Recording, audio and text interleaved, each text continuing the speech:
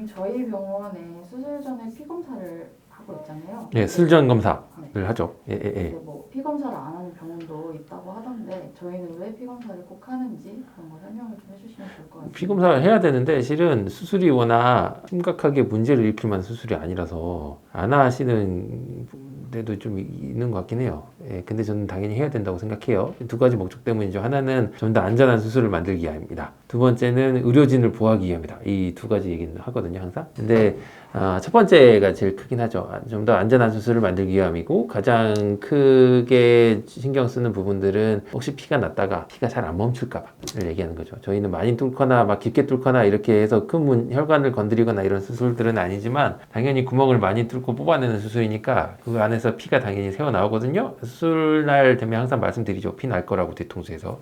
양이 물론 많지 않아서 그 조절하는 법들은 알려드릴 겁니다. 근데 그래도 피가 멈추지 않는 거가 만약에 있으면은 이제 난리가 나니까 피가 얼마나 잘 멈추는지를 확인하는 검사들을 하죠. 그래서 복수의 검사로 그것들을 좀 보고 있습니다. 주로 보는 거는 INR이라는 검사인데 INR 수치를 기반으로 다른 여러 가지 것들을 좀 보고 있습니다.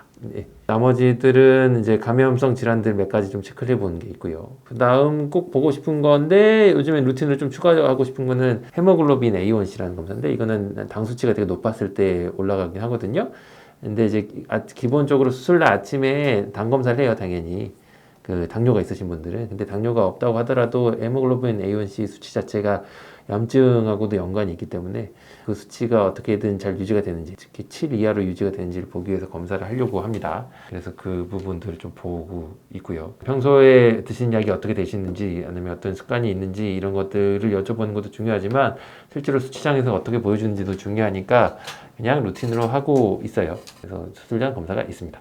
이제 INR 자체를 좀 높게 조절해야 되는 경우도 있어요. 예를 들어서 심장질환이 있으시거나 뭐 예를 들어서 심근경색이 있었다 칩시다. 가벼운 그런 경력이 있으신 분도 수술 받으실 수도 있거든요. 저희 수술 받으신 분 중에 한 분은 심판막 치환술을 하신 분인데 안에 이제 인공으로 포톡포톡 뛰는 그 박동기가 달고 계셨단 말이에요. 근데 그분 같은 경우에는 항상 피를 좀 묽게 해서 찌꺼기가 끼지 않게 해줘야겠죠. 관상도맥에서. 그래서 INR 자체를 좀 높게 유지하세요. 평소에는 3 정도 유지하시는 것 같아요. 근데 수치를 우리한테 수술적으로 안전한 수치를 만들려면 1 정도, 1 근방으로 낮춰야 되는데 그러면은 더 큰 문제가 생길 수 있겠죠. 그분은 심장에 찌꺼기가 갑자기 끼어서 다시 심장에 큰 문제를 일으킬 수가 있습니다. 그러니까 수술을 위해서는 피가 군데 걸린 시간들을 좀 짧게 확보하는 게 좋지만 이게 나중에 추후 엄청나게 안 좋은 결과를 초래할 수가 있기 때문에 INR 수치를 적절하게 조절하는 게 중요하겠죠.